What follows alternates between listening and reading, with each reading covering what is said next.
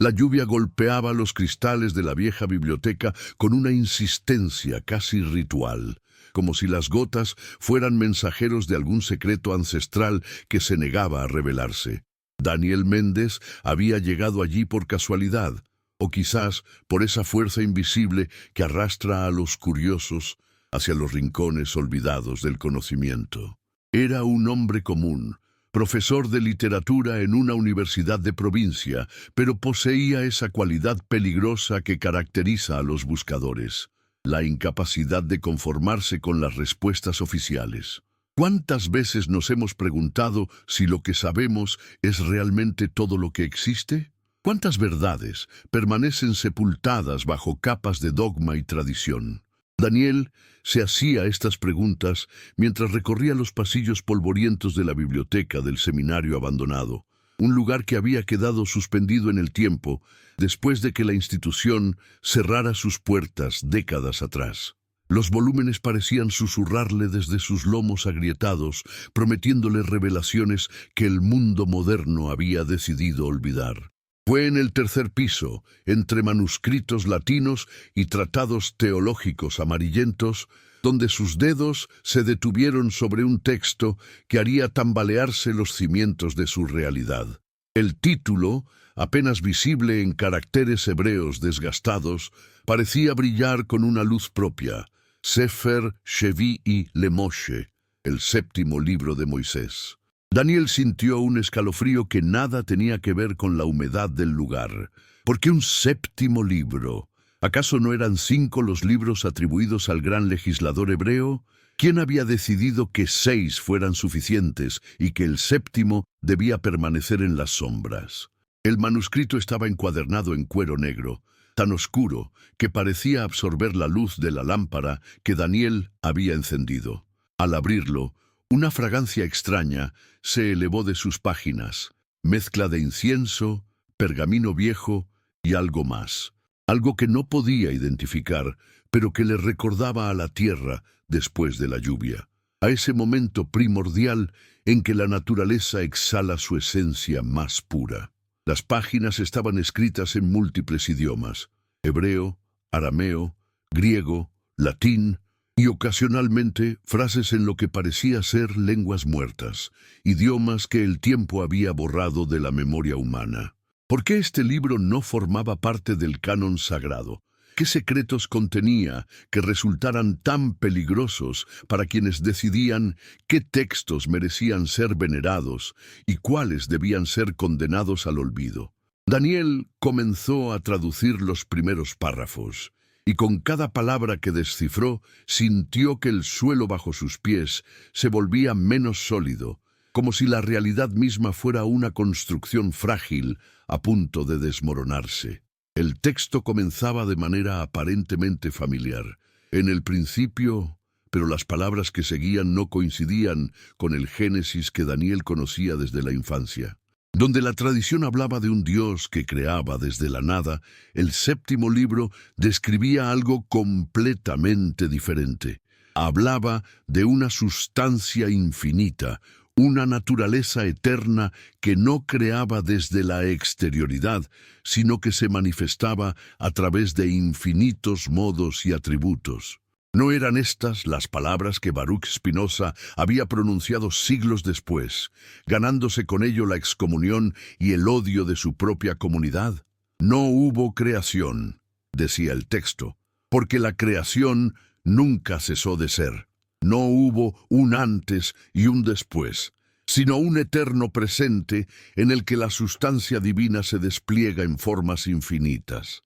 El hombre no fue creado del barro, sino que emergió como una expresión particular de esa naturaleza infinita, portando en sí mismo la chispa de la eternidad. Daniel sintió que el aire se volvía más denso a su alrededor. ¿Era posible que Spinoza hubiera tenido acceso a este texto? ¿Era posible que su filosofía, considerada herética por judíos y cristianos por igual, fuera en realidad el eco de una tradición más antigua, una sabiduría que había sido deliberadamente ocultada? ¿Por qué los guardianes de la fe habían preferido la historia del Dios artesano que moldea al hombre del barro, en lugar de esta visión de la divinidad como fuerza inmanente en toda la naturaleza. Las páginas siguientes contenían diagramas que parecían mapas del cosmos, pero no el cosmos ordenado y jerárquico que describían los textos sagrados oficiales. Estos diagramas mostraban una red infinita de conexiones, una trama de fuerzas que se entrelazaban sin principio ni fin, donde cada punto luminoso representaba no solo una estrella o un planeta, sino una conciencia, una chispa de lo divino manifestándose en forma particular. Era como si el universo entero fuera un organismo vivo, respirando y pulsando con una vida que trascendía la división entre lo sagrado y lo profano, entre lo divino y lo natural. ¿Cómo habría reaccionado la Inquisición ante estas ideas?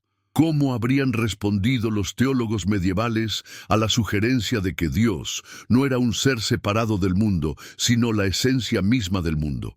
Daniel comprendió por qué este libro había sido condenado al olvido. No solo cuestionaba la autoridad religiosa, sino que eliminaba la necesidad de intermediarios entre lo humano y lo divino. Si cada ser humano portaba en sí mismo una chispa de esa sustancia infinita, ¿qué sentido tenían los sacerdotes, los templos, los sacrificios? El manuscrito describía rituales que no eran ceremonias de adoración, sino prácticas de reconocimiento. No se trataba de suplicar a una divinidad externa, sino de despertar la conciencia de la propia naturaleza divina. El hombre que comprende su verdadera esencia, decía el texto, deja de ser esclavo de los dioses fabricados por el miedo y la ignorancia. Se convierte en lo que siempre fue, una expresión libre y consciente de la naturaleza eterna.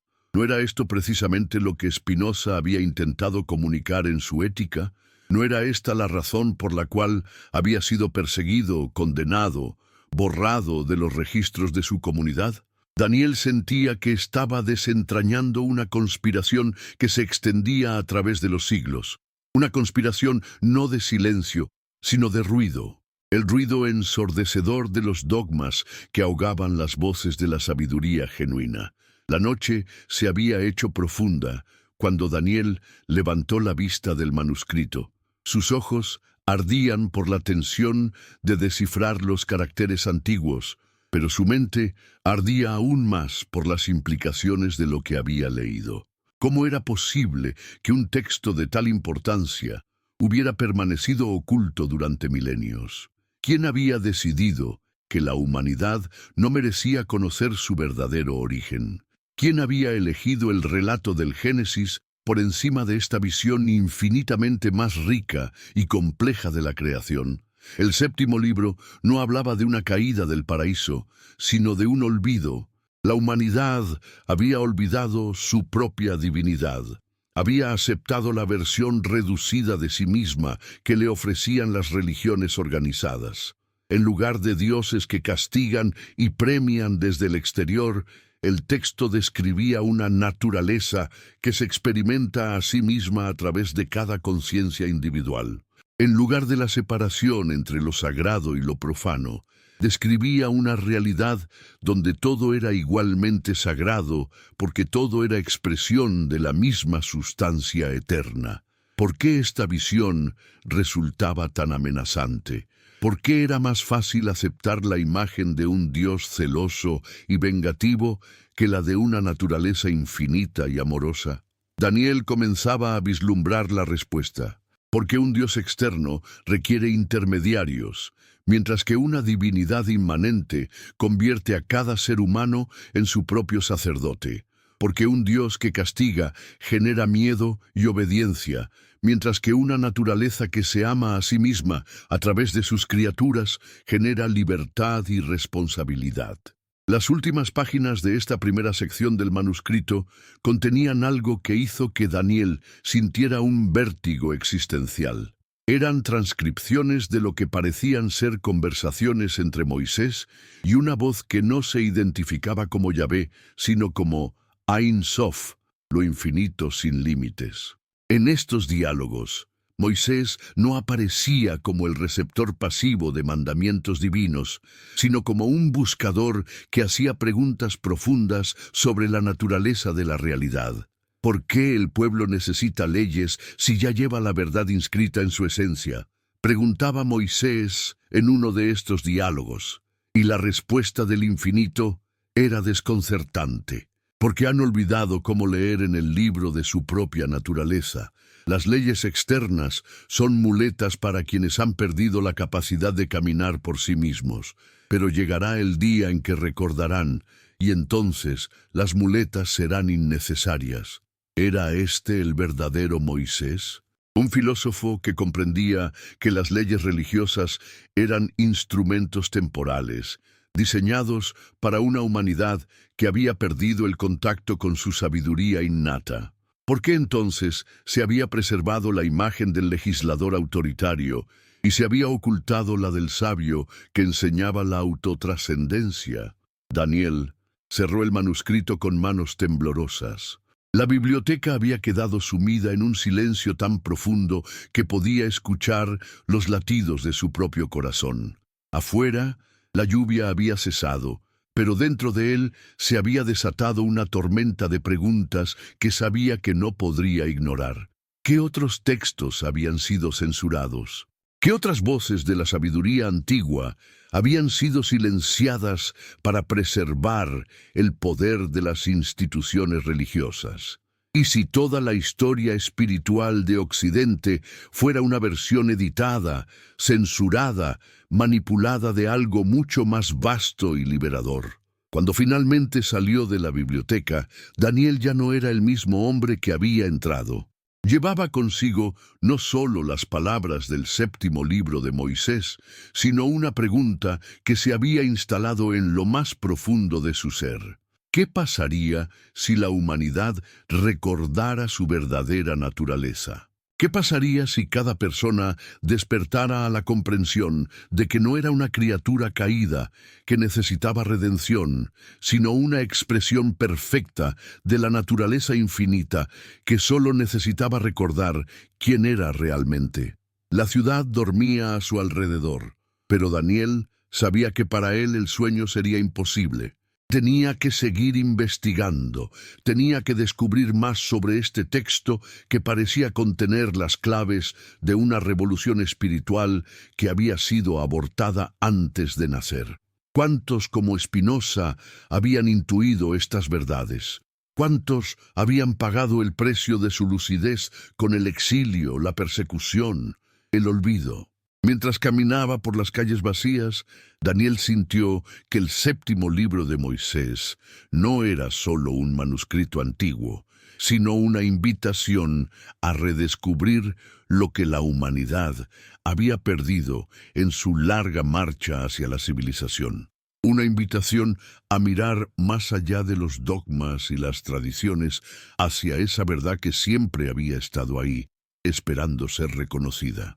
Que lo divino no era algo externo que debía ser adorado, sino algo interno que debía ser despertado. Y en ese despertar, pensó Daniel, quizás residía el verdadero secreto del séptimo libro, no en sus palabras, sino en su capacidad de recordarnos quiénes éramos, antes de aprender a tener miedo de nuestra propia divinidad. Los días que siguieron se difuminaron en una bruma de investigación obsesiva. Daniel había regresado a la biblioteca del seminario cada tarde, como un adicto que vuelve al lugar donde encontró su droga. Pero esta adicción no destruía, revelaba. Cada página del séptimo libro de Moisés era una ventana hacia un cosmos que había permanecido oculto bajo capas de interpretación dogmática, y Daniel se encontraba descendiendo por niveles de significado que ni siquiera sabía que existían. El manuscrito había comenzado a revelar su segunda naturaleza. No era solo un texto, sino un espejo. Las palabras parecían cambiar según el estado de conciencia del lector, como si hubieran sido diseñadas para adaptarse al nivel de comprensión de quien se acercaba a ellas. ¿Era esto posible? ¿Podía un texto antiguo ¿Contener algún tipo de inteligencia que respondiera a las preguntas no formuladas del lector? ¿O era que Daniel estaba proyectando sobre el manuscrito sus propios descubrimientos interiores? La segunda sección del libro se abría con un diagrama que le quitó el aliento. Era una representación del árbol de la vida cabalístico, pero no la versión simplificada que aparecía en los textos populares de misticismo. Este árbol tenía raíces que se hundían en profundidades cósmicas y ramas que se extendían hacia dimensiones que trascendían lo espacial. Cada esfera del árbol contenía símbolos que Daniel reconoció como correspondientes a los atributos de Dios según Spinoza: extensión, pensamiento y una infinidad de otros atributos que la mente humana no podía concebir. La sustancia única se conoce a sí misma a través de infinitos atributos. Había escrito Spinoza en su Ética: de cada atributo se siguen infinitos modos que expresan la esencia eterna e infinita de Dios. ¿Cómo era posible que un filósofo del siglo XVII hubiera formulado con tal precisión lo que este manuscrito milenario describía a través de símbolos y metáforas? ¿Era Spinoza un genio solitario o el último eslabón de una cadena de transmisión que se remontaba a los orígenes mismos de la sabiduría humana? El texto del séptimo libro describía lo que llamaba los 7 velos de la percepción, capas de condicionamiento que impedían al ser humano reconocer su verdadera naturaleza. El primer velo era el de la separación. La creencia de que el individuo estaba separado del cosmos, de que era una entidad aislada, luchando por sobrevivir en un universo hostil. El segundo velo era el del tiempo, la ilusión de que la existencia tenía un principio y un final, de que la muerte era una aniquilación y no una transformación. El tercer velo era el de la causalidad externa. La creencia de que los eventos de la vida eran producto de fuerzas ajenas al ser, de que el ser humano era víctima de circunstancias que escapaban a su control. ¿No había dedicado Spinoza páginas enteras de su filosofía a demostrar que estos velos eran precisamente eso, ilusiones que generaban sufrimiento innecesario? ¿No había argumentado que la libertad verdadera consistía en comprender que somos parte de la naturaleza, no entidades separadas de ella? ¿No había mostrado que la eternidad no era una duración infinita, sino un modo de ser que trasciende el tiempo y que podemos experimentar en el presente cuando comprendemos nuestra verdadera esencia? Daniel sentía que estaba participando en una conversación que se extendía a través de milenios. El autor del séptimo libro de Moisés, Spinoza, y él mismo eran voces de una misma sinfonía, ejecutantes de una partitura que había sido escrita mucho antes de que cualquiera de ellos naciera. ¿Quién había compuesto esa partitura? La misma naturaleza infinita que Spinoza había identificado con Dios. ¿Era posible que la búsqueda de la verdad fuera en sí misma una expresión del impulso cósmico hacia el autoconocimiento? Las páginas siguientes del manuscrito contenían lo que solo podía describirse como visiones. Eran descripciones de estados de conciencia en los que los límites ordinarios de la percepción se disolvían, permitiendo al experimentador percibir directamente lo que el texto llamaba la textura de lo real. En estos estados, el vidente podía percibir cómo cada pensamiento, cada emoción, cada sensación física era una modulación particular de una conciencia única que se expresaba a través de infinitas formas. Vi que lo que llamamos materia y lo que llamamos mente eran como las dos caras de una misma moneda, describía una de estas visiones. No había separación real entre el pensamiento y la extensión, sino que ambos eran aspectos de una sustancia que los trascendía y los incluía. Vi que mi cuerpo era una idea en la mente de Dios, y que mi mente era el aspecto interior de lo que aparecía exteriormente como cuerpo. ¿No era esta precisamente la doctrina del paralelismo psicofísico que Spinoza había desarrollado en su Ética? ¿Cómo era posible que un visionario anterior a la era cristiana hubiera intuido lo que el filósofo judío holandés demostraría geométricamente siglos después? Era la revelación mística y la demostración racional, dos caminos hacia una misma verdad. Era posible que la razón más rigurosa y la intuición más profunda convergieran en el reconocimiento de la unidad fundamental de toda existencia. Daniel comenzó a experimentar algo que no sabía cómo clasificar. Mientras leía estas descripciones visionarias, su propia conciencia parecía expandirse. Los límites de la biblioteca se volvían difusos, como si las paredes fueran construcciones mentales que podía elegir reconocer o ignorar. Podía sentir la presencia de todos los buscadores que habían pasado por ese lugar antes que él, como si sus búsquedas hubieran dejado una huella energética en el espacio mismo. Era esto lo que el texto llamaba la iniciación del conocimiento directo. Era posible que el simple acto de leer con la mente completamente abierta fuera suficiente para catalizar estos estados de conciencia expandida. ¿O era que Daniel había cruzado algún umbral invisible al comprometerse completamente con la búsqueda de la verdad, sin importar las consecuencias que ésta pudiera tener para sus creencias previas? El manuscrito describía entonces lo que llamaba el gran engaño. La idea de que lo divino era algo externo al ser humano, algo que debía ser buscado fuera de la propia naturaleza. Los sacerdotes y los reyes, decía el texto, han conspirado para convencer al pueblo de que Dios habita solo en los templos y los palacios, para que olviden que cada corazón humano es un santuario donde lo infinito se contempla a sí mismo. Han fabricado dioses celosos y vengadores para que los hombres teman su propia divinidad y busquen protección en instituciones que prometen interceder ante esas divinidades terribles. ¿No había dedicado Spinoza páginas brillantes a demostrar que los dioses antropomórficos eran proyecciones de los temores y deseos humanos? ¿No había argumentado que la verdadera religión consistía no en el culto supersticioso, sino en el amor intelectual de Dios, es decir, en la comprensión racional de la naturaleza divina? ¿No había mostrado que la libertad genuina surgía no de la obediencia a mandamientos externos, sino de la comprensión de la necesidad que gobierna todas las cosas? Daniel sintió que comenzaba a comprender por qué tanto el séptimo libro como la filosofía de Spinoza habían sido perseguidos con tal saña. No se trataba solo de que cuestionaran dogmas específicos, sino de que ofrecían una alternativa radical a todo el sistema de control que las instituciones religiosas y políticas habían construido sobre la base del miedo y la separación.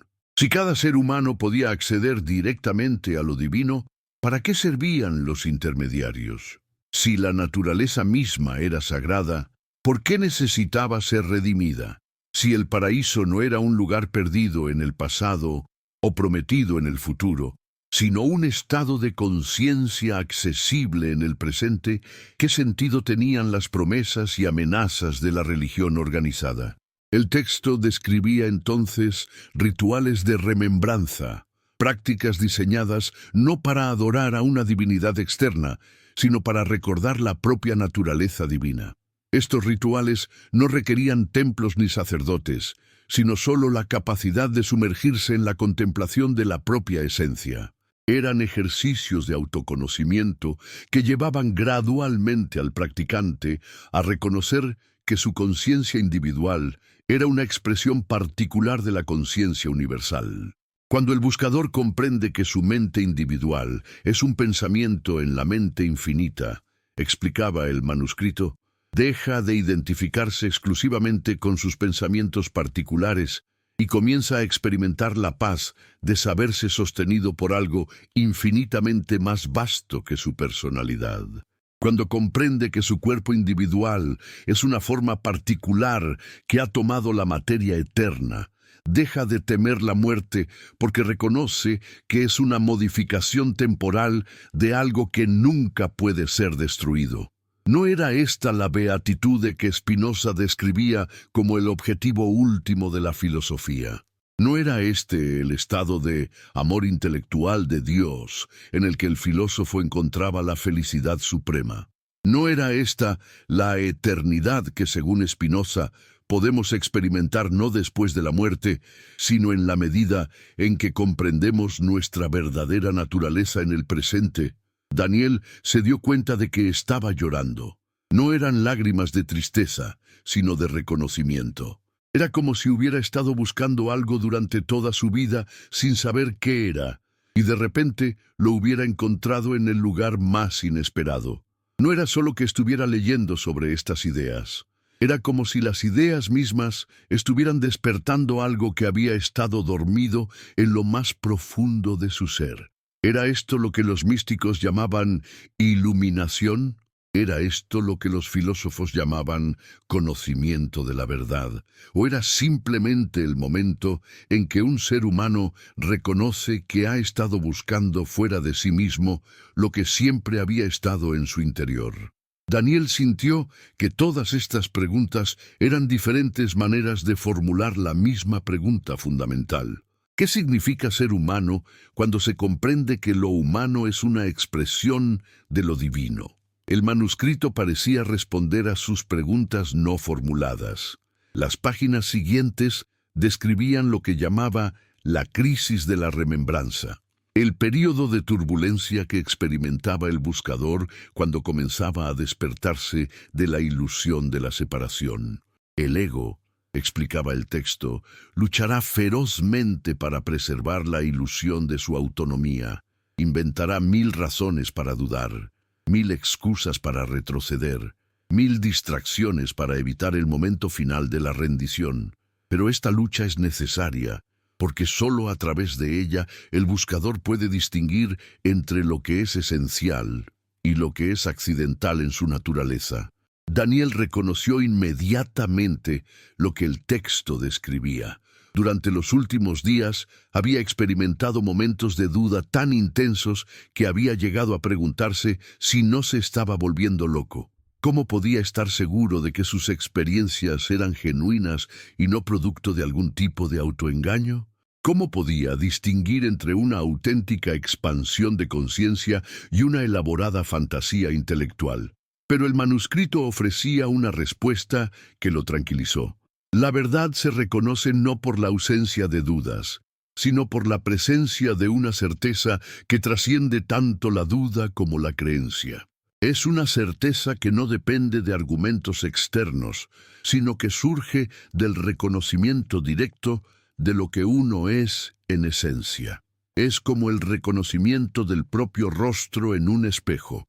No requiere demostración porque es inmediato y evidente. ¿No había dicho Spinoza algo similar cuando afirmaba que la verdad es norma sui, es decir, que es su propia norma? ¿No había argumentado que las ideas verdaderas se distinguen de las falsas no por corresponderse con objetos externos, sino por su propia evidencia intrínseca?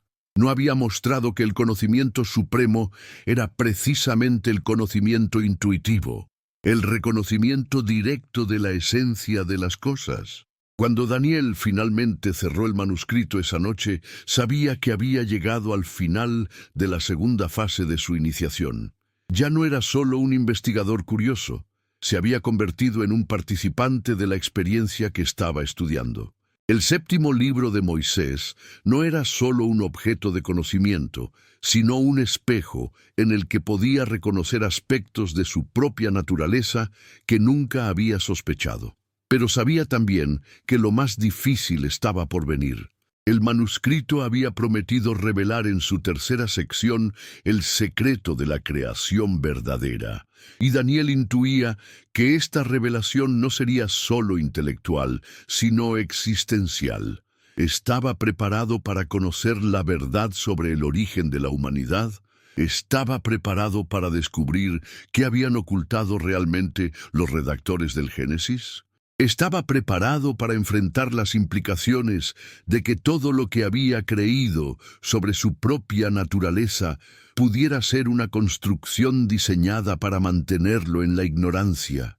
Mientras caminaba a casa bajo un cielo estrellado que le parecía más vasto y cercano que nunca antes, Daniel sintió que estaba al borde de un abismo, pero ya no era un abismo que le daba miedo. Era un abismo que lo llamaba, con la promesa de una libertad que ni siquiera sabía que era posible. ¿Cuántos antes que él habían llegado a este punto? ¿Cuántos habían dado el paso final hacia el reconocimiento completo de su verdadera naturaleza? ¿Y cuántos habían retrocedido en el último momento, eligiendo la seguridad de la ignorancia familiar sobre la incertidumbre de la verdad liberadora? Daniel sabía que al día siguiente regresaría a la biblioteca para leer la tercera sección del manuscrito. Y sabía también que cuando saliera de allí, ya no sería el mismo hombre que había comenzado esta búsqueda. La pregunta que resonaba en su mente no era si estaba preparado para el cambio, sino si el mundo estaba preparado para lo que él podría convertirse después de conocer el secreto final del séptimo libro de Moisés. La tercera sección del manuscrito comenzaba con una sola frase que ocupaba toda una página, escrita en caracteres dorados que parecían brillar con luz propia. Lo que van a leer no es la historia de lo que fue, sino el recuerdo de lo que siempre ha sido y será. Daniel sintió un vértigo existencial al leer estas palabras. ¿Qué significaba recordar algo que trasciende el tiempo? Era posible que la verdadera creación no fuera un evento que ocurrió una vez en el pasado, sino un proceso eterno que continuaba desarrollándose en cada momento presente. El texto que siguió desafió todas las categorías de pensamiento que Daniel había utilizado hasta ese momento para comprender la realidad. No hablaba de un Dios que creaba el mundo como un artesano que construye un objeto, sino de una conciencia infinita que se soñaba a sí misma en infinitas formas. No hablaba de la materia como algo inerte que necesitaba ser animado por un espíritu externo, sino como la expresión visible de una inteligencia que era tanto inmanente como trascendente. En el principio no era el verbo, decía el texto, sino el silencio.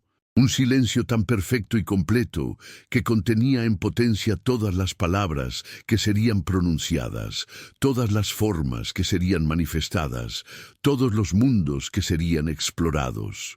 Este silencio no era vacío, sino plenum, una plenitud tan absoluta que no podía contenerse a sí misma y comenzó a expandirse, no hacia afuera, sino hacia adentro, en dimensiones de profundidad que no tienen límites.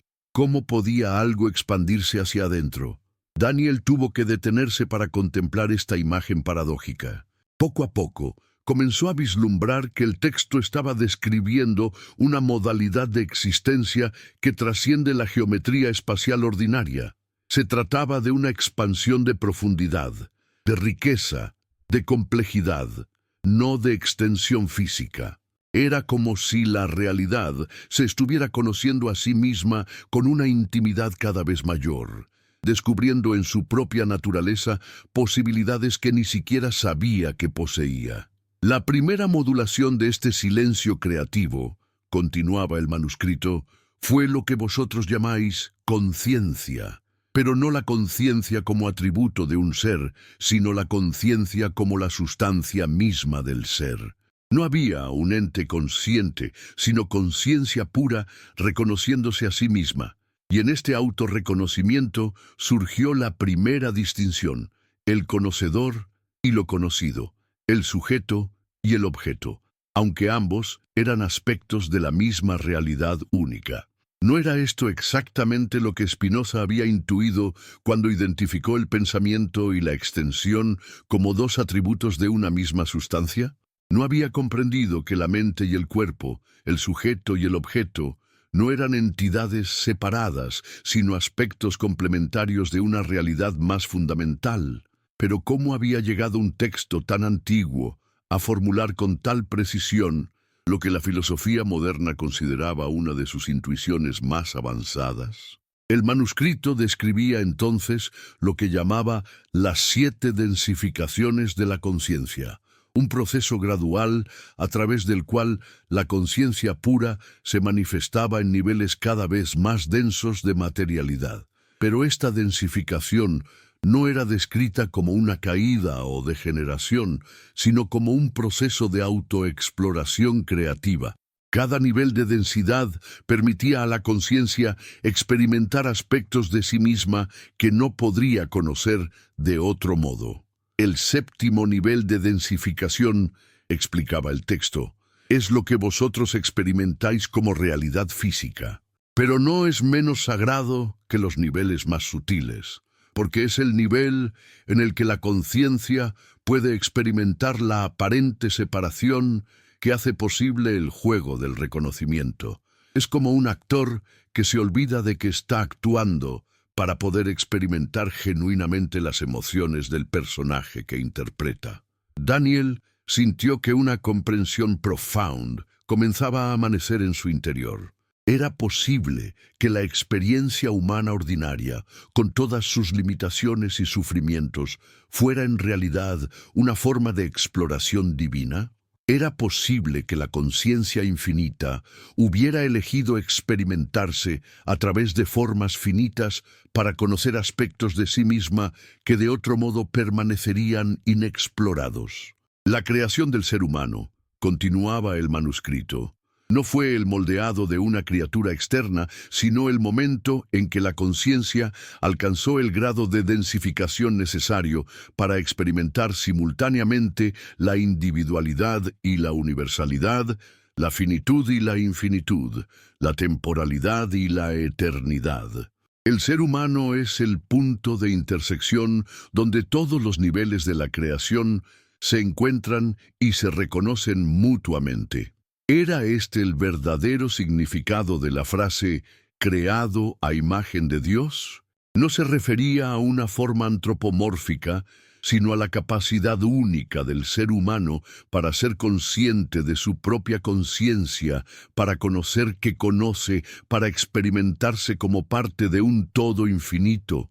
Era esta la razón por la cual el ser humano podía experimentar tanto la mayor degradación como la más alta trascendencia, porque era el único ser que podía elegir reconocer o negar su propia naturaleza divina. El texto describía entonces algo que hizo que Daniel sintiera que el suelo se movía bajo sus pies. Hablaba de lo que llamaba el experimento del olvido.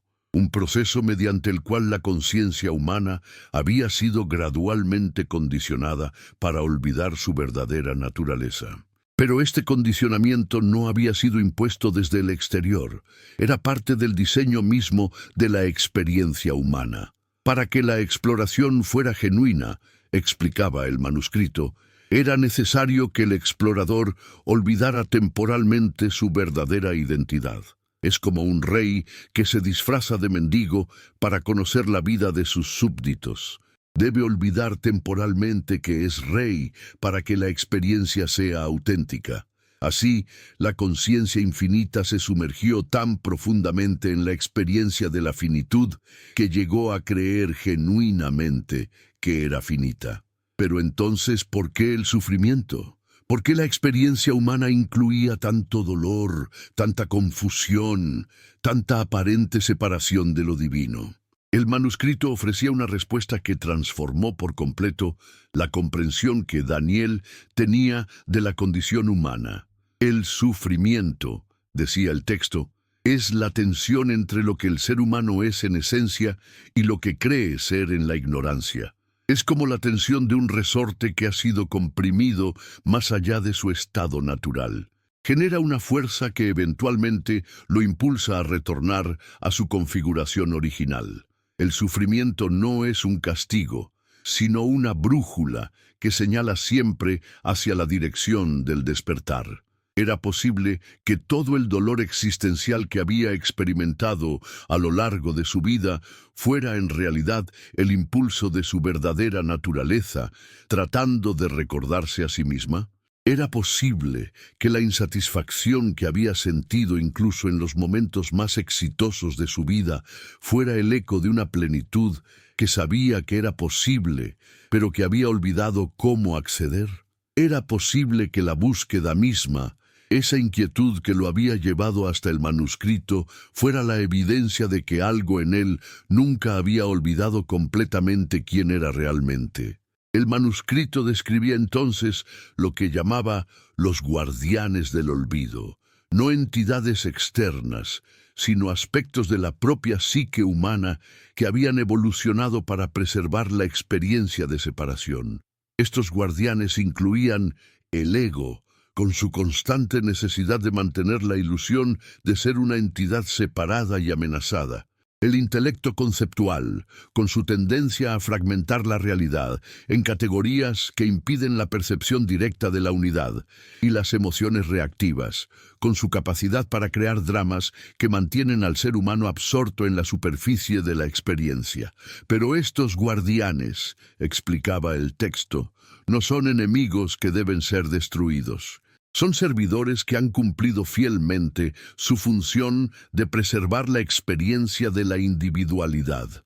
Cuando el ser humano está preparado para recordar su verdadera naturaleza, estos mismos guardianes se convierten en aliados que facilitan la integración de todos los niveles de la experiencia.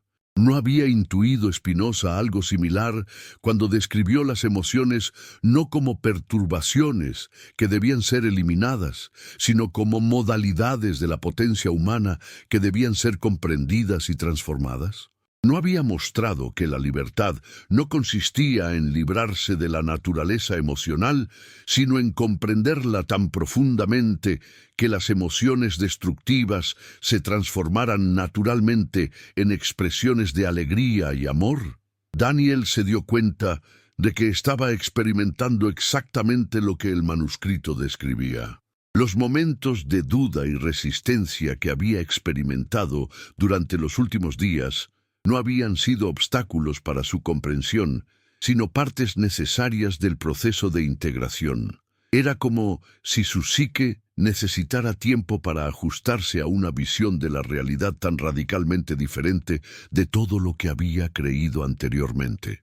El texto describía entonces el proceso que llamaba el despertar gradual, la manera en que la conciencia humana podía retornar gradualmente al reconocimiento de su verdadera naturaleza sin traumatizar los niveles más densos de la experiencia. Este proceso no requería el abandono del mundo, sino su recontextualización completa. Cuando el ser humano comprende que el mundo no es una prisión de la cual debe escapar, sino un jardín en el cual puede jugar, decía el manuscrito, su relación con toda la experiencia se transforma. Las mismas actividades que antes realizaba desde el miedo y la compulsión, ahora las realiza desde el amor y la creatividad. Las mismas relaciones que antes vivía desde la necesidad y la dependencia, ahora las vive desde la plenitud y el regalo mutuo. Era esta la razón por la cual Spinoza había podido mantener una vida aparentemente ordinaria, puliendo lentes, escribiendo cartas, participando en discusiones filosóficas, mientras experimentaba niveles de comprensión que lo colocaban entre los sabios más profundos de la historia.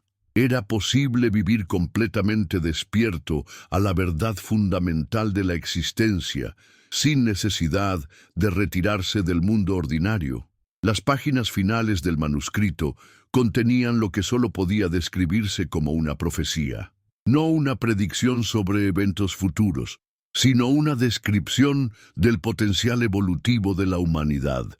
Hablaba de una época en la que suficientes seres humanos recordarían su verdadera naturaleza como para crear lo que el texto llamaba un campo morfogenético de despertar. Cuando un número crítico de individuos experimenta el reconocimiento directo de su naturaleza divina, explicaba el manuscrito, este reconocimiento comienza a resonar en la conciencia colectiva de la especie. Es como cuando una cuerda de un instrumento musical comienza a vibrar y hace que las cuerdas afinadas en la misma frecuencia comiencen a vibrar por simpatía. El despertar individual se convierte en despertar colectivo. ¿Era posible que la humanidad estuviera acercándose a este punto crítico? ¿Era posible que textos como el séptimo libro de Moisés, que habían permanecido ocultos durante milenios, estuvieran emergiendo ahora porque la conciencia humana había evolucionado lo suficiente como para recibir su mensaje sin ser destruida por él? ¿Era posible que figuras como Spinoza hubieran sido precursores de una transformación colectiva que apenas estaba comenzando? El manuscrito terminaba con una imagen que se grabó para siempre en la conciencia de Daniel. Describía un momento en el futuro de la humanidad en el que la distinción entre lo sagrado y lo profano habría desaparecido completamente, no porque lo sagrado hubiera sido eliminado, sino porque toda la existencia sería reconocida como sagrada. En ese momento, decía el texto, los templos y las iglesias se convertirían en museos de una época en la que la humanidad había olvidado que cada lugar era un templo, cada acto era una oración, cada encuentro era una comunión entre aspectos de la misma conciencia divina. Y entonces, concluía el manuscrito, se cumplirá la promesa que fue hecha al principio del experimento, que lo que descendió para conocer la experiencia de la limitación ascendería llevando consigo toda la riqueza de esa experiencia. La conciencia infinita se habría conocido a sí misma a través de infinitas perspectivas finitas, y esa autoexploración no tendría fin, porque las posibilidades de autoconocimiento son verdaderamente infinitas. Cuando Daniel cerró el manuscrito por última vez, se dio cuenta de que algo fundamental había cambiado en su manera de experimentar la realidad. No era que hubiera adquirido nuevos conocimientos sobre la naturaleza de la existencia. Era como si hubiera recordado algo que siempre había sabido, pero que había olvidado que sabía. Era como despertar de un sueño y darse cuenta de que lo que había experimentado como realidad sólida era en realidad una construcción mental, y que lo que había descartado como solo un sueño era la verdadera realidad. Pero ¿qué hacer con esta comprensión? ¿Cómo integrar una visión tan radicalmente diferente de la existencia en una vida que seguía transcurriendo en el mundo ordinario de las responsabilidades, los horarios, las interacciones sociales? ¿Cómo compartir algo que trasciende completamente el lenguaje conceptual ordinario? Daniel comprendió que el manuscrito había sido mucho más que un texto informativo. Había sido una iniciación. Lo había llevado a través de un proceso de transformación que no podía ser revertido. Ya no podía pretender que no sabía lo que ahora sabía. Ya no podía fingir que la versión limitada de la realidad que había aceptado durante toda su vida era satisfactoria. Pero también comprendió que esta transformación no era el final del proceso, sino el comienzo. El séptimo libro de Moisés había sembrado semillas en su conciencia que continuarían germinando durante el resto de su vida. Cada experiencia, cada encuentro, cada momento de contemplación serían oportunidades para profundizar en la comprensión de lo que había comenzado a vislumbrar. Mientras salía de la biblioteca por última vez, Daniel sintió una gratitud inmensa hacia todos los que habían preservado este conocimiento a través de los siglos de persecución y olvido. ¿Cuántos bibliotecarios anónimos habían guardado manuscritos como este? ¿Cuántos copistas habían arriesgado sus vidas para transmitir estas enseñanzas? ¿Cuántos buscadores como él mismo habían encontrado estas palabras justo en el momento en que estaban preparados para recibirlas? Y pensó en Spinoza, exiliado de su comunidad, viviendo en soledad relativa, manteniendo correspondencia con unos pocos amigos que podían apreciar la profundidad de sus intuiciones. Había sabido el filósofo que sus ideas resonarían a través de los siglos. Había intuido que era parte de una corriente de sabiduría que había fluido subterráneamente a través de toda la historia humana, emergiendo ocasionalmente en individuos lo suficientemente valientes como para articular lo que la mayoría solo podía presentir.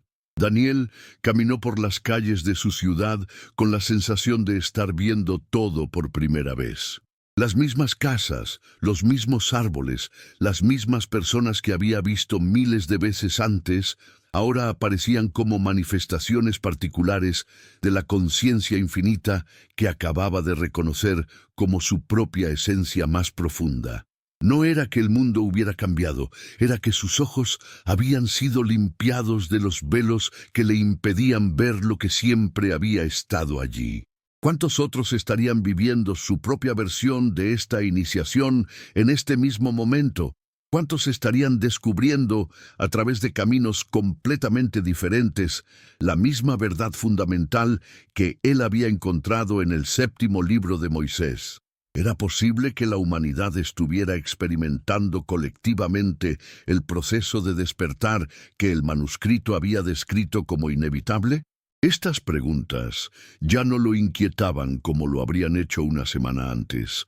Ahora eran simplemente expresiones de la curiosidad natural de una conciencia que se había reconocido como parte de un misterio infinito.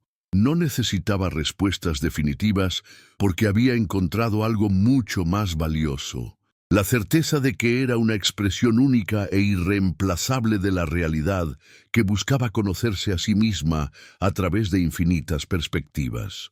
Y en esa certeza encontró una paz que no dependía de circunstancias externas, un gozo que no podía ser amenazado por las vicisitudes de la existencia personal, una libertad que surgía no de la ausencia de limitaciones, sino de la comprensión de que las limitaciones mismas eran modalidades creativas de lo ilimitado. El séptimo libro de Moisés había cumplido su promesa. No le había dado respuestas que pudiera almacenar como posesiones intelectuales, sino que lo había devuelto a sí mismo. Y en ese retorno había encontrado no solo lo que había estado buscando, sino lo que había estado buscando con él durante toda la eternidad. ¿No era este, después de todo, el secreto más profundo de la existencia? Que el buscador y lo buscado son uno mismo. Que la pregunta y la respuesta surgen del mismo manantial infinito de conciencia que nunca deja de maravillarse ante su propia naturaleza inagotable. Que cada momento de búsqueda es simultáneamente un momento de encuentro, porque lo que buscamos es lo que somos, y lo que somos nunca puede estar realmente perdido. En el silencio de la noche, mientras las estrellas brillaban sobre su cabeza como pensamientos en la mente infinita de Dios naturaleza, Daniel sonrió. Había comenzado buscando un texto perdido, y había terminado encontrándose a sí mismo. Había comenzado como un investigador de misterios antiguos y había terminado como un misterio que se investigaba a sí mismo. Había comenzado preguntándose qué habían ocultado los guardianes de la ortodoxia y había terminado comprendiendo que lo único que realmente se había ocultado era la verdad que ningún poder externo podía ocultar realmente. La verdad de que somos, cada uno de nosotros, expresiones temporales de lo eterno, modificaciones finitas de lo infinito, pensamientos en la mente de Dios que han adquirido la capacidad de reconocer su propia divinidad. Y esa verdad, susurró al viento nocturno, es lo único que realmente importa. Todo lo demás son solo decoraciones en el teatro donde la conciencia representa para sí misma la eterna comedia de olvidarse y recordarse a sí misma. Y en ese reconocimiento final, Daniel supo que había comprendido no solo el mensaje del séptimo libro de Moisés, sino la esencia misma de la sabiduría que había inspirado a Spinoza y a todos los grandes buscadores de la verdad a lo largo de la historia humana. Los meses que siguieron al descubrimiento del séptimo libro de Moisés transformaron la existencia de Daniel de maneras que no habría podido anticipar. La revelación inicial había sido como un terremoto que había sacudido los cimientos de su realidad. Pero ahora venía lo más difícil: aprender a vivir en el territorio inexplorado que había quedado después del desplazamiento sísmico de su conciencia. Cómo mantenerse fiel a una comprensión que trascendía el lenguaje ordinario. Cómo integrar una visión cósmica en una vida que seguía desarrollándose dentro de las coordenadas aparentemente mundanas del tiempo y el espacio. Daniel había vuelto a sus clases de literatura, pero cada palabra que pronunciaba ante sus estudiantes resonaba ahora con múltiples niveles de significado. Cuando analizaba los grandes textos de la tradición occidental, no podía evitar percibir las corrientes subterráneas de sabiduría esotérica que fluían por debajo de las interpretaciones académicas convencionales. ¿Acaso Dante no había codificado en su Divina Comedia un mapa completo de los estados de conciencia que el alma atraviesa en su retorno a la unidad? ¿No había Shakespeare intuido en sus tragedias la danza cósmica entre el libre albedrío y la necesidad que Spinoza articularía geométricamente siglos después?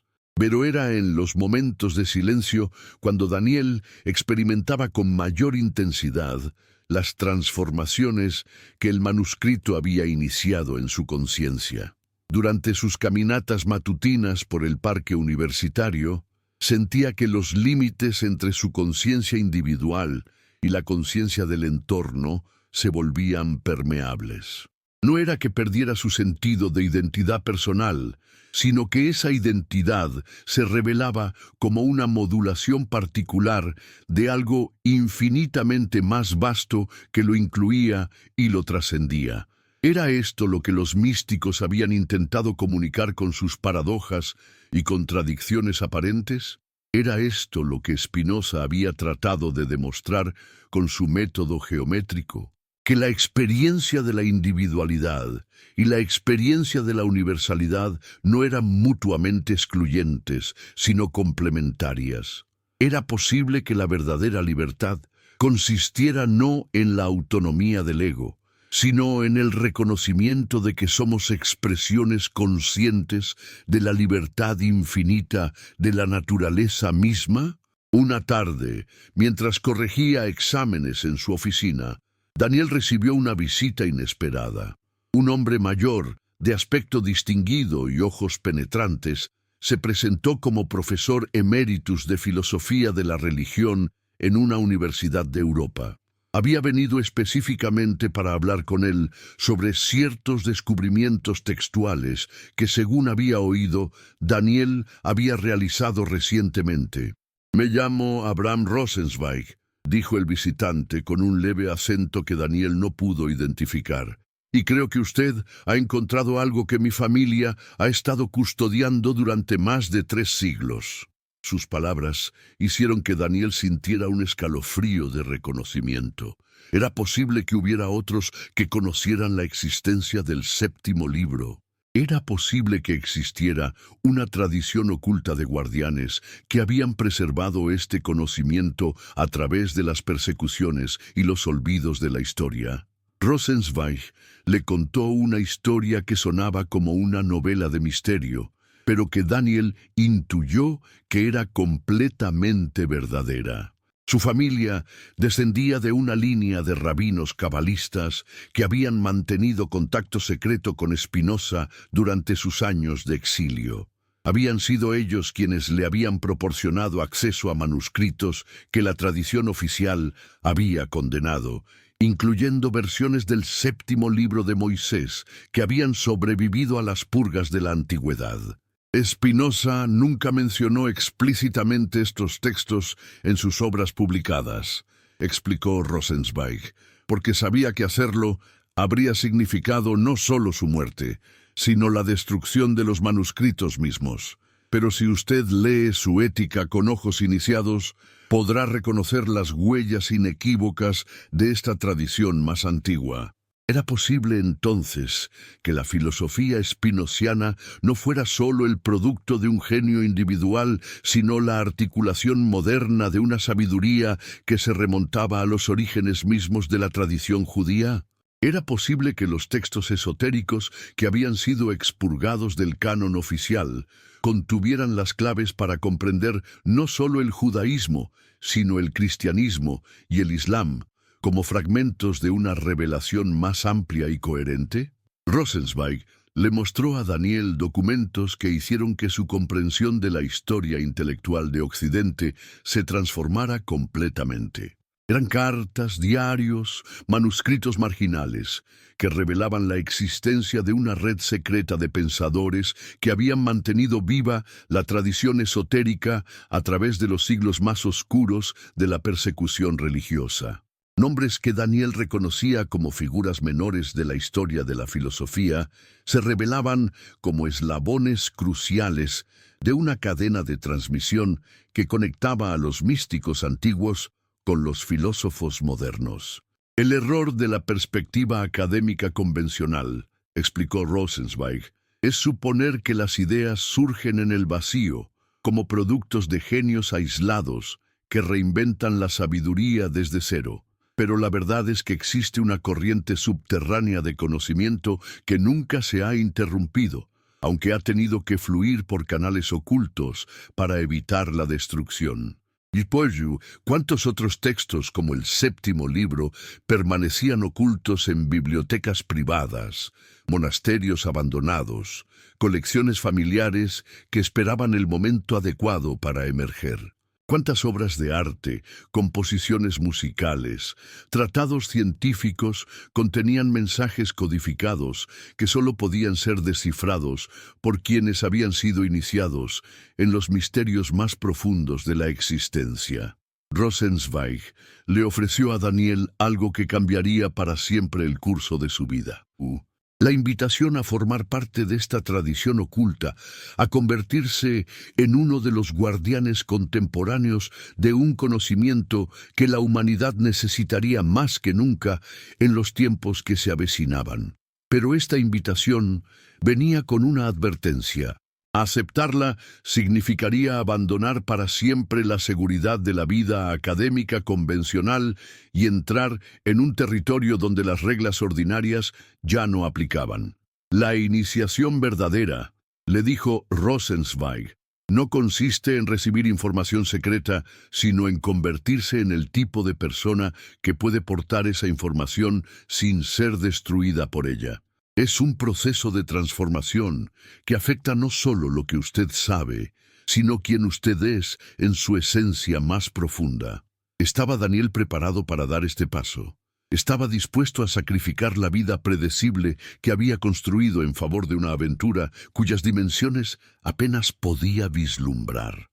Era capaz de asumir la responsabilidad de custodiar un conocimiento que había sido preservado a través de milenios de persecución y sacrificio. Durante las semanas que siguieron, Daniel se sumergió en los materiales que Rosenzweig le había proporcionado. Eran textos que requerían no solo comprensión intelectual, sino transformación existencial.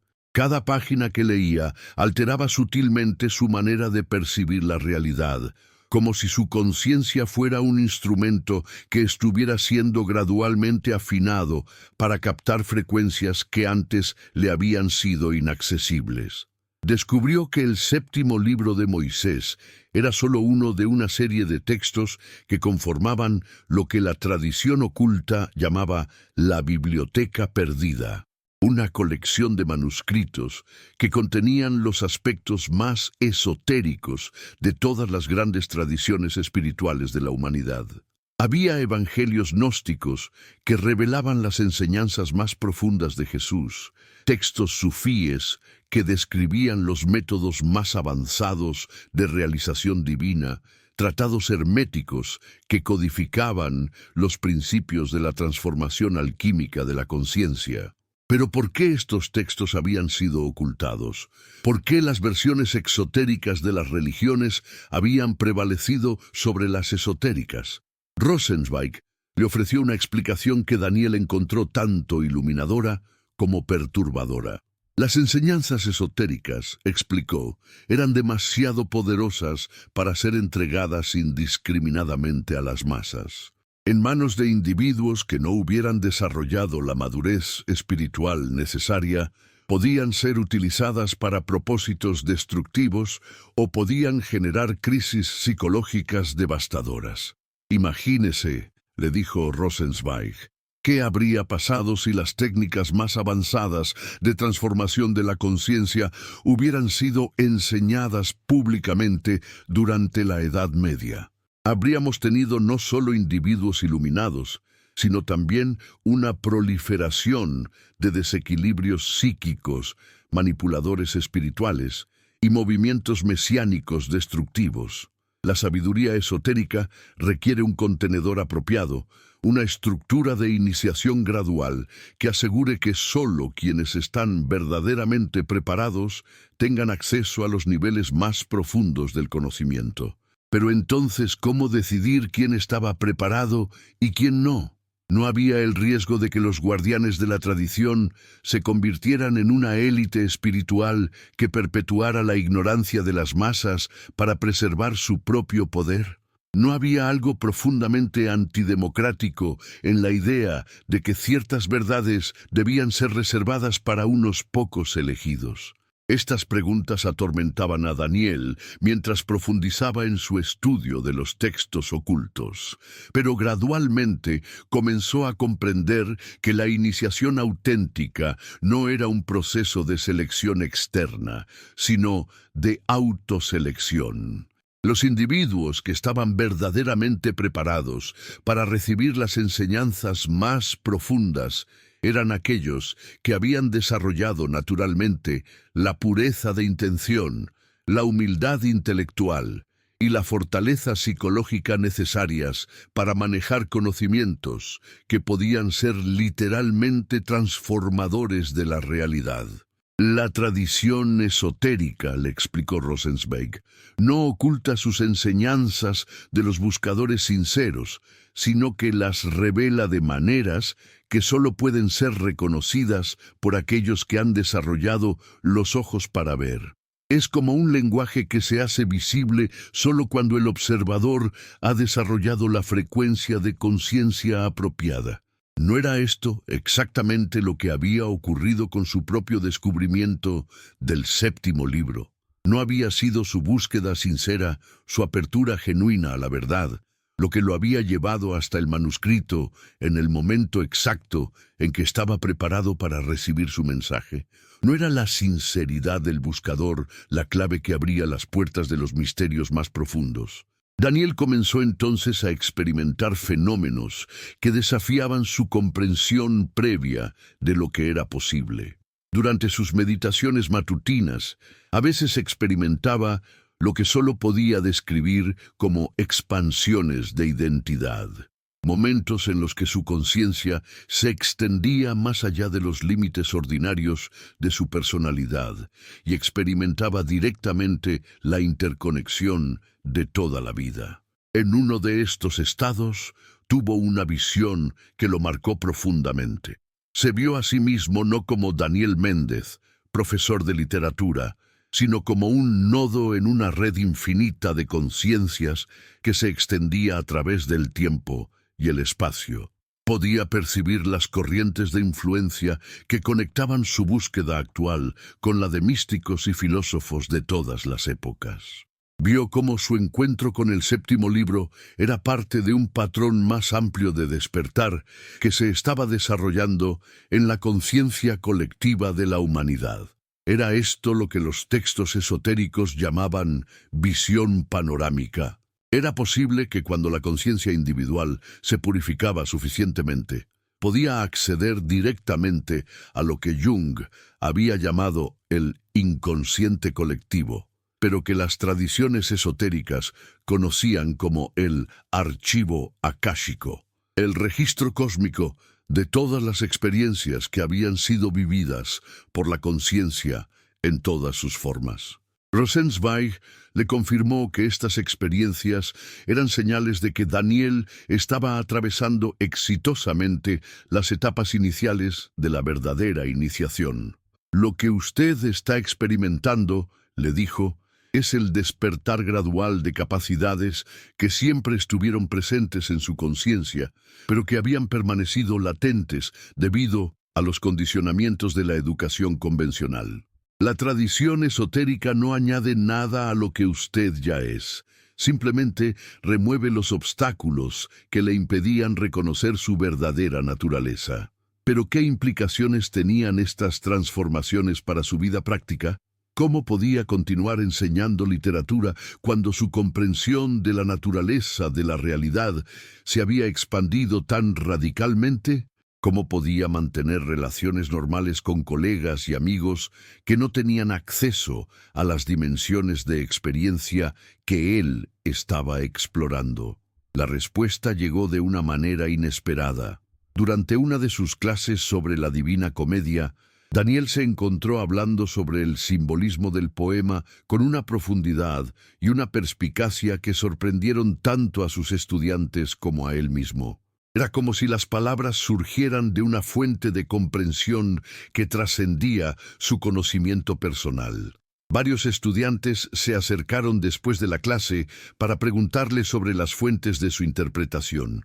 Y Daniel se dio cuenta de que estaba comenzando a desempeñar naturalmente el papel de lo que la tradición esotérica llamaba un transmisor velado. Alguien que puede comunicar enseñanzas profundas a través de contextos aparentemente convencionales. ¿No había sido Spinoza también un transmisor velado?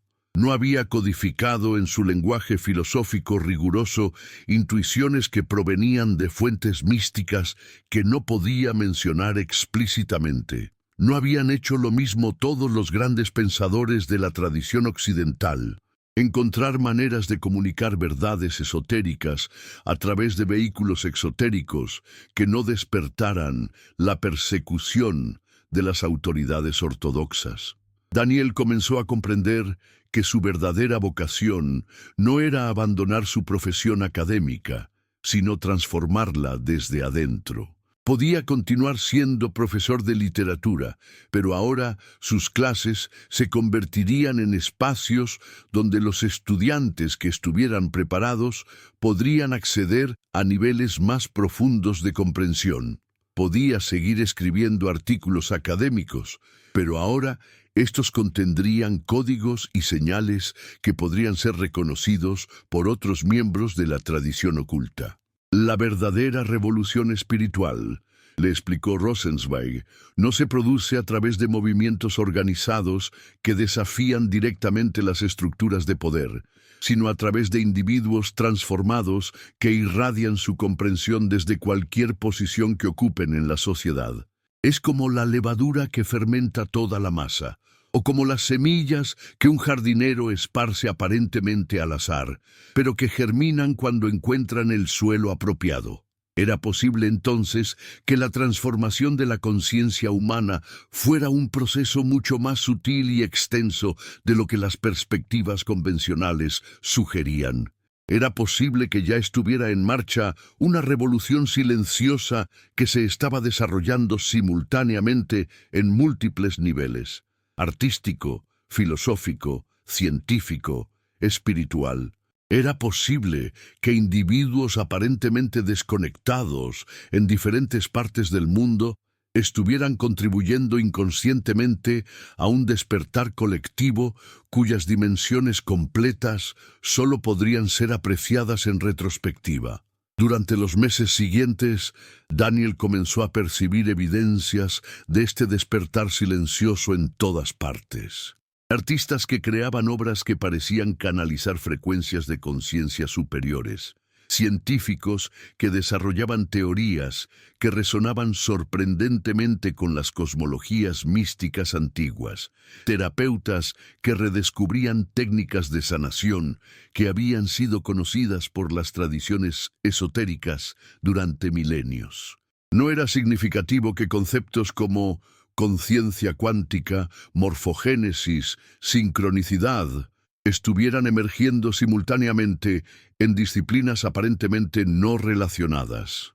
No era notable que las investigaciones más avanzadas en neurociencia estuvieran confirmando lo que los místicos habían afirmado durante siglos sobre la naturaleza maleable de la percepción y la conciencia.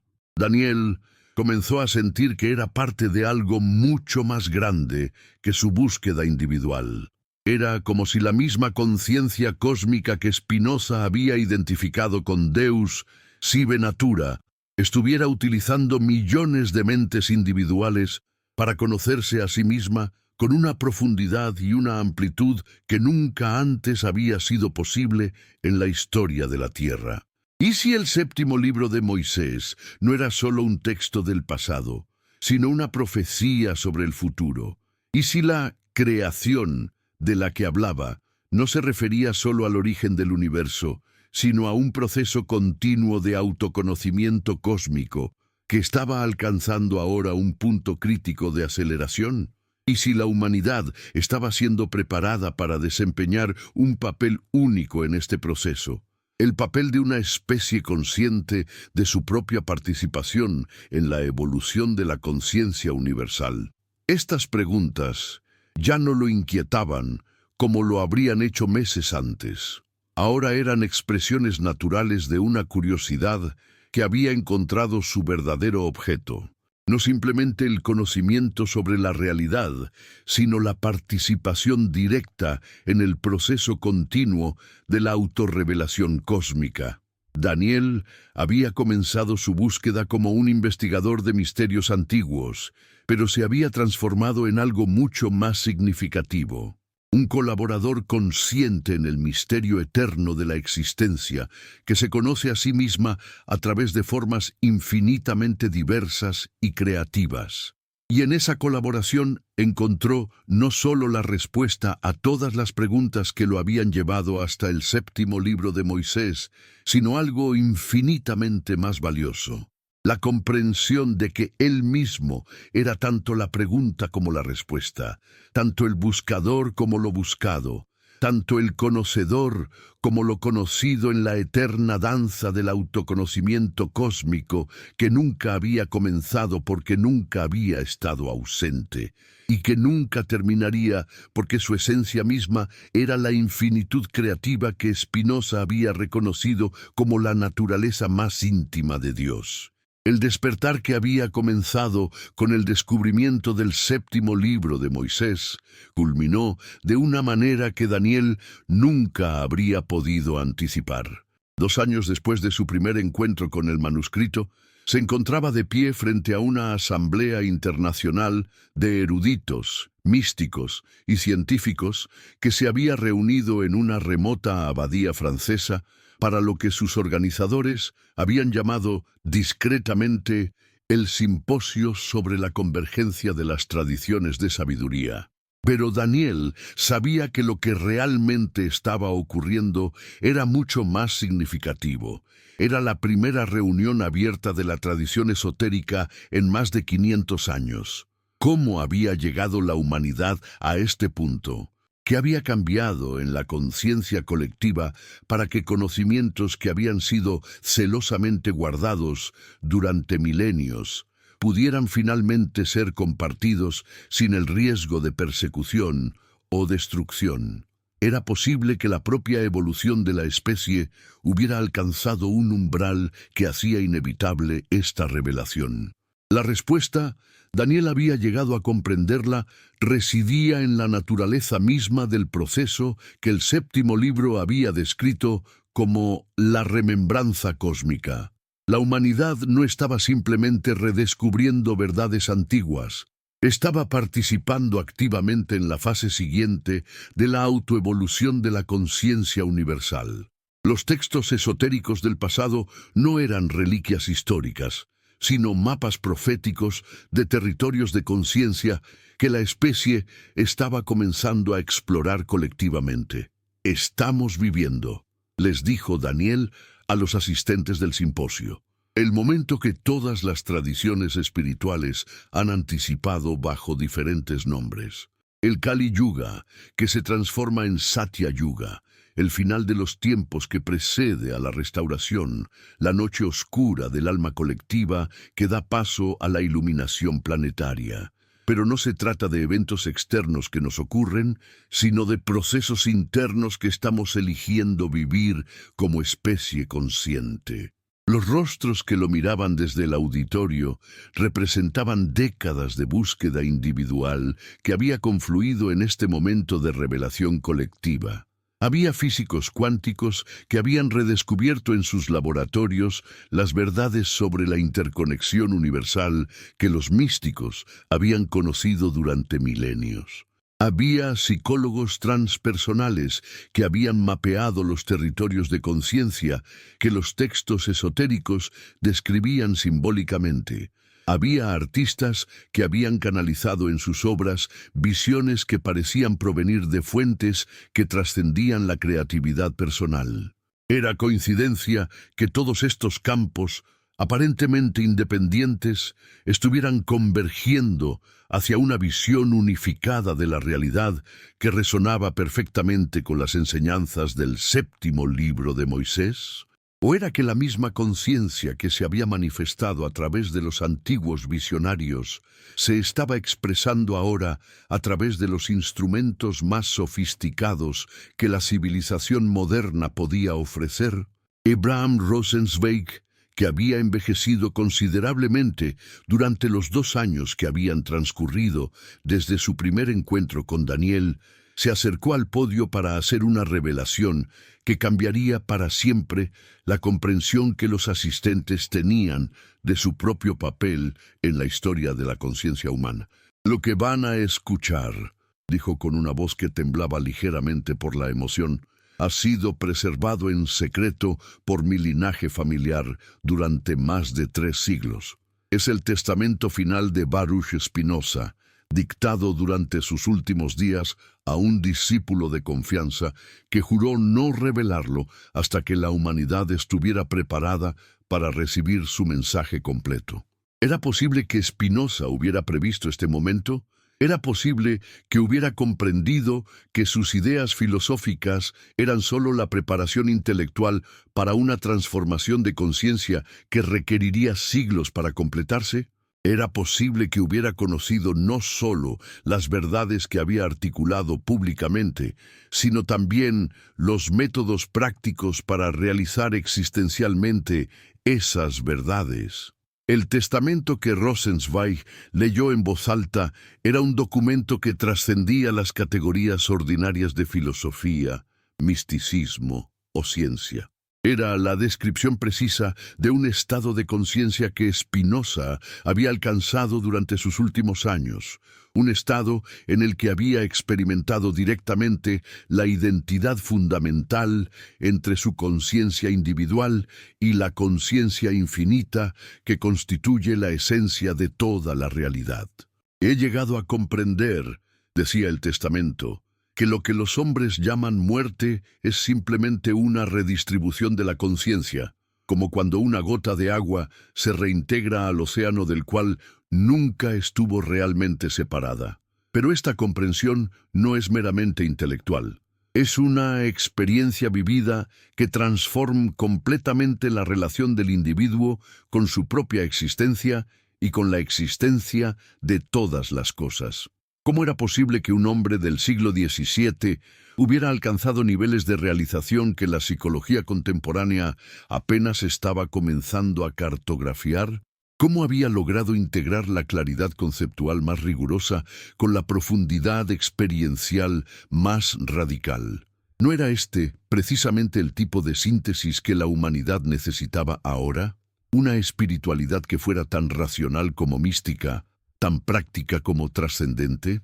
El testamento continuaba describiendo técnicas específicas de contemplación y meditación que Spinoza había desarrollado basándose no solo en su filosofía, sino en su estudio secreto de textos como el séptimo libro de Moisés.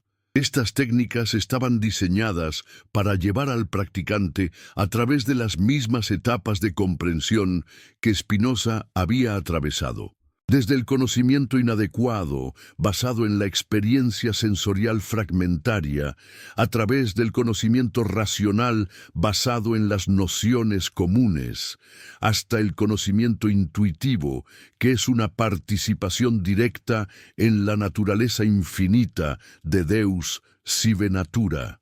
El error fundamental de la religión organizada, escribía Spinoza en su testamento, ha sido presentar como artículos de fe lo que en realidad son descripciones de estados de conciencia accesibles a través de métodos específicos de desarrollo interior.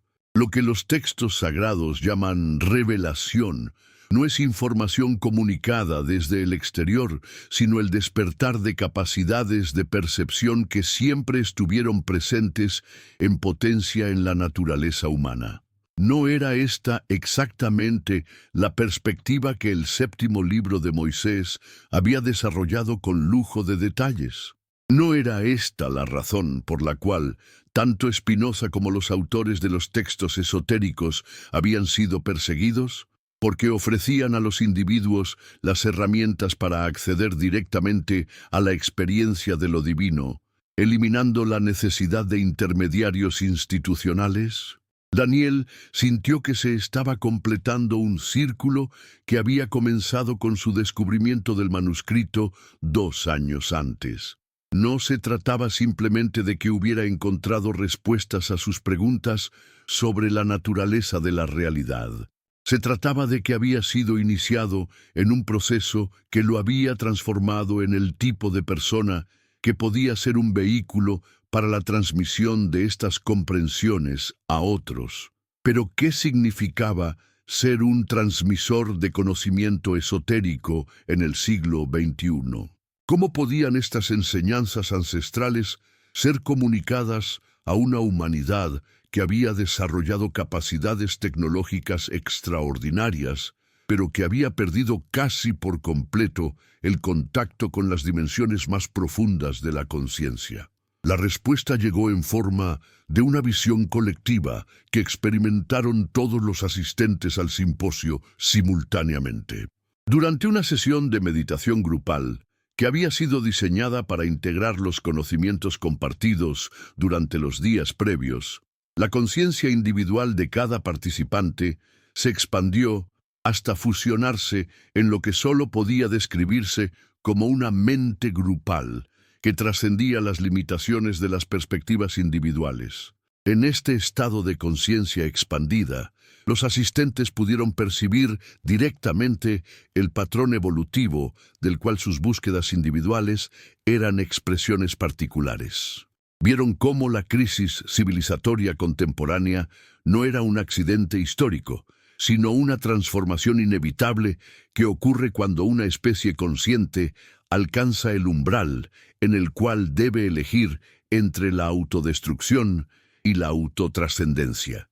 Vieron cómo las tradiciones esotéricas del pasado habían sido custodias de las tecnologías de conciencia que la humanidad necesitaría para atravesar exitosamente esta crisis evolutiva.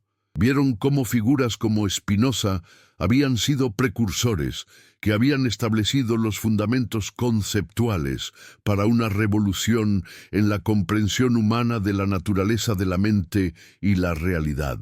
Pero más importante aún, vieron cómo ellos mismos eran participantes activos en la fase siguiente de este proceso evolutivo.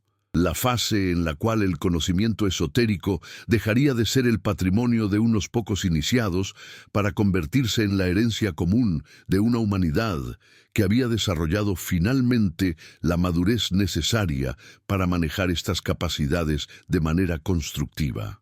Era esto lo que el séptimo libro había profetizado como el momento de la revelación universal. Era este el cumplimiento de la promesa contenida en todas las tradiciones espirituales auténticas, que llegaría un tiempo en el cual la sabiduría oculta se haría manifiesta y la humanidad recordaría colectivamente su verdadera naturaleza divina. Cuando la visión colectiva se desvaneció y los asistentes regresaron a la conciencia ordinaria, todos sabían que algo irreversible había ocurrido. No se trataba simplemente de que hubieran compartido una experiencia extraordinaria. Se trataba de que habían participado en el nacimiento de una nueva forma de conciencia colectiva que integra lo mejor de la racionalidad occidental con lo mejor de la sabiduría espiritual universal.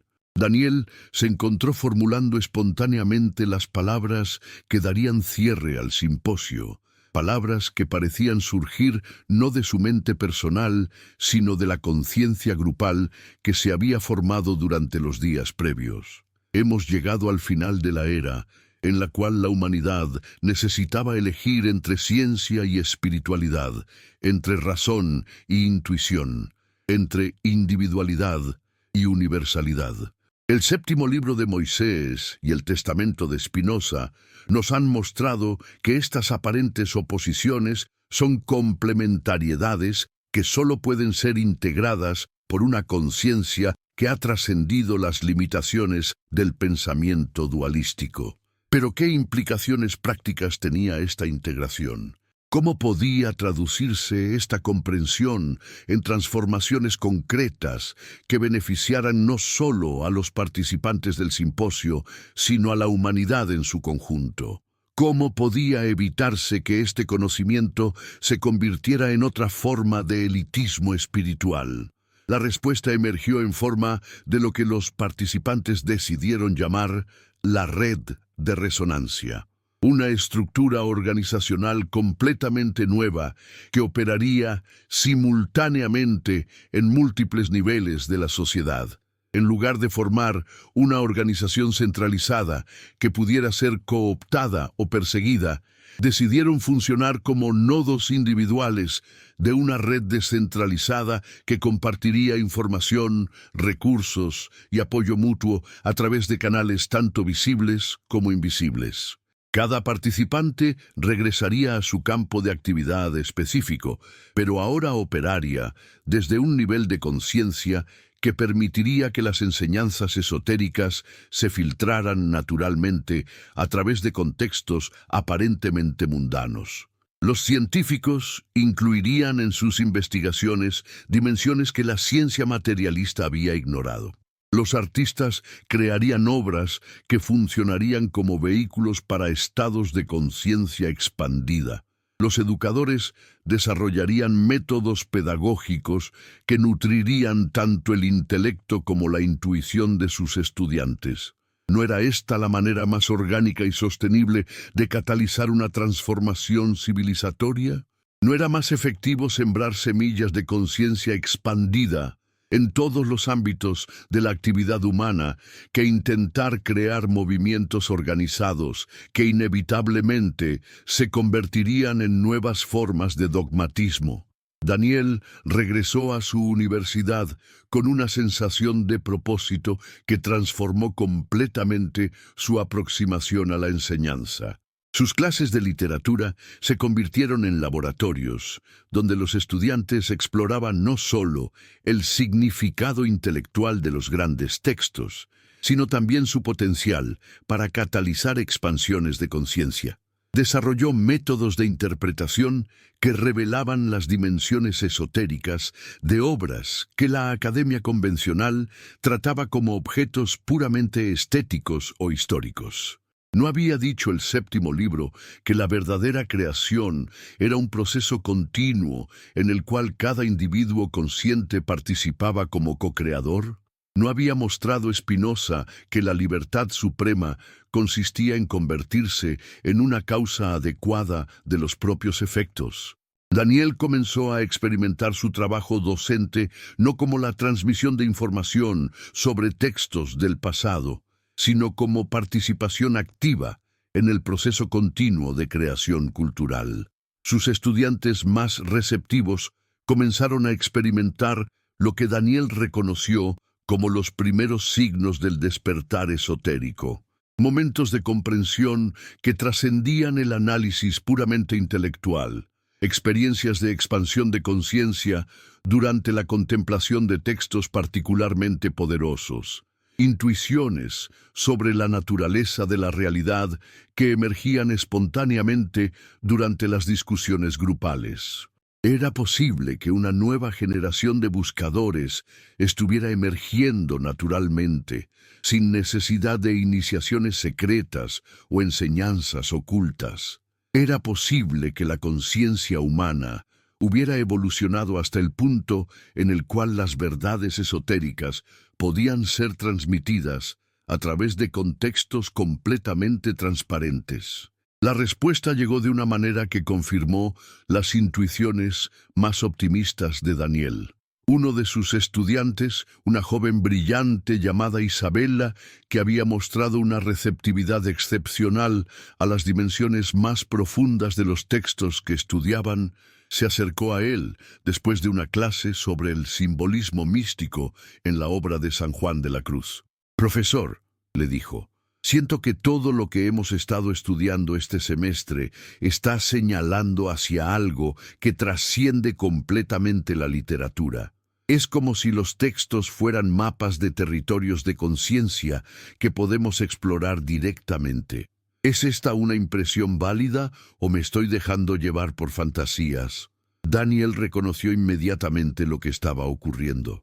Isabella había llegado por sí misma al umbral de comprensión que había llevado siglos desarrollar en las tradiciones esotéricas del pasado.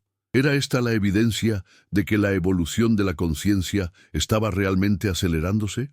¿Era posible que lo que había requerido iniciaciones prolongadas en el pasado pudiera ahora ocurrir espontáneamente en individuos que tenían acceso a las herramientas conceptuales apropiadas?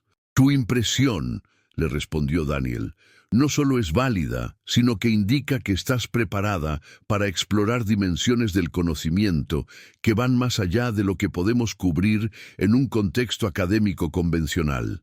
Si estás genuinamente interesada, puedo ponerte en contacto con recursos que te permitirán continuar esta exploración de manera sistemática. Pero ¿cómo asegurar que Isabella y estudiantes como ella tuvieran acceso a guías apropiadas que pudieran acompañarlos en territorios de conciencia que podían ser tanto liberadores como desestabilizadores? ¿Cómo preservar la integridad de las enseñanzas esotéricas mientras se las hacía accesibles a una audiencia mucho más amplia que en el pasado? La solución emergió a través de la red de resonancia que había surgido del simposio. Daniel descubrió que existían mentores experimentados en todas las ciudades principales del mundo que estaban preparados para guiar a buscadores sinceros a través de los primeros estadios del despertar espiritual. Estos mentores operaban no como autoridades religiosas tradicionales, sino como facilitadores que ayudaban a los individuos a desarrollar sus propias capacidades de discernimiento interior. Isabella se convirtió en la primera de muchos estudiantes que Daniel conectaría con esta red informal de guías. Durante los meses siguientes, pudo observar su transformación gradual de una estudiante intelectualmente brillante a una joven que había despertado a dimensiones de experiencia que la mayoría de las personas ni siquiera sospechan que existen. Pero ¿qué implicaba esta transformación para el futuro de la educación superior? ¿Cómo podían las universidades adaptarse para servir las necesidades de estudiantes que ya no estaban interesados solo en la acumulación de información, sino en el desarrollo de capacidades de conciencia que les permitieran participar creativamente en la evolución cultural de la humanidad? Daniel comenzó a vislumbrar la posibilidad de que estuviera participando en el nacimiento de una nueva forma de educación que integrara el rigor intelectual más alto con el desarrollo espiritual más profundo. ¿No era esto lo que las antiguas escuelas de misterios habían intentado lograr? ¿No era esta la síntesis que figuras como Spinoza habían anticipado? Una forma de conocimiento que fuera simultáneamente racional y transpersonal, científica y mística. 5 años después de su primer encuentro con el séptimo libro de Moisés, Daniel se encontraba dirigiendo lo que discretamente se conocía como el Programa de Estudios Integrales. una iniciativa educativa que había comenzado como un experimento en su propia universidad y que se había expandido para incluir instituciones en 3 continentes. El programa atraía a estudiantes y profesores que intuían que la educación convencional, por excelente que fuera en términos técnicos, no estaba abordando las preguntas más fundamentales sobre el propósito y el significado de la existencia humana. Era este el comienzo de una transformación educativa que eventualmente prepararía a nuevas generaciones para navegar conscientemente las dimensiones más profundas de la realidad. ¿Era posible que la humanidad estuviera desarrollando finalmente instituciones capaces de nutrir tanto la brillantez intelectual como la sabiduría espiritual? La respuesta llegó en forma de una carta que Daniel recibió de un colega en Japón. El colega había estado experimentando con métodos similares de educación integral y había descubierto que estudiantes de diferentes culturas estaban llegando independientemente a comprensiones extraordinariamente similares sobre la naturaleza de la conciencia y la realidad. Es como si, escribía el colega, estuviéramos presenciando la emergencia de una nueva forma de conciencia humana que trasciende las divisiones culturales tradicionales. Los estudiantes más avanzados de nuestros programas parecen estar accediendo directamente a lo que solo puedo describir como un campo de conocimiento universal que contiene las verdades esenciales que todas las tradiciones espirituales han intentado comunicar. ¿Era este el cumplimiento de la profecía del 7º libro sobre el despertar planetario? ¿Era esta la realización de la visión spinoziana de una humanidad que había desarrollado la capacidad de conocer la naturaleza de Dios directamente a través de la razón iluminada por la intuición? Daniel cerró la carta y se quedó contemplando el atardecer desde la ventana de su oficina. En algún lugar de los archivos de la biblioteca abandonada, donde había comenzado su búsqueda, el 7º libro de Moisés seguía esperando a otros buscadores que estuvieran preparados para recibir su mensaje. ¿Cuántos más encontrarían ese manuscrito o textos similares en los años venideros? ¿Cuántos más despertarían a la comprensión de que eran expresiones conscientes de la inteligencia infinita que constituye el corazón de toda la realidad? Pero Daniel sabía ahora que estas preguntas no eran lo más importante. Lo que realmente importaba era que el proceso de despertar que había comenzado con individuos aislados, como Spinoza, se había convertido en un fenómeno colectivo que estaba transformando gradualmente la conciencia de la especie. La humanidad estaba recordando finalmente lo que había olvidado durante milenios de condicionamiento religioso y materialista, que cada ser humano es una expresión única e irreemplazable de la divinidad que busca conocerse a sí misma a través de infinitas perspectivas. Y en ese reconocimiento, Daniel encontró no solo la respuesta a todas las preguntas que lo habían llevado hasta el 7º libro de Moisés, sino algo infinitamente más precioso: la certeza de que había participado conscientemente en el proceso más sagrado que existe, el proceso eterno por el cual la conciencia infinita se conoce, se ama y se celebra a sí misma a través de las aventuras de todas las formas que adopta. ¿No era esta, después de todo, la única verdad que realmente importaba? ¿Que somos la manera en que Deus Sive Natura se experimenta subjetivamente?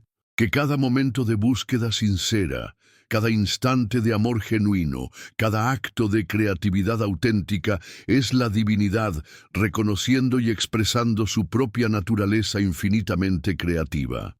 En el silencio de su oficina, mientras las primeras estrellas comenzaban a aparecer en el cielo nocturno, Daniel sonrió con la profunda satisfacción de quien ha encontrado no solo lo que estaba buscando, sino lo que estaba buscando con él. Había comenzado su búsqueda como Daniel Méndez, profesor de literatura. La completaba como una expresión consciente de la conciencia universal que había utilizado esa identidad particular para redescubrir y compartir las verdades eternas que ningún poder humano puede ocultar realmente. Las verdades sobre nuestra naturaleza divina que están escritas en el corazón mismo de la existencia, esperando ser reconocidas por cualquiera que tenga ojos para ver y oídos para escuchar la sinfonía infinita de la autorrevelación cósmica.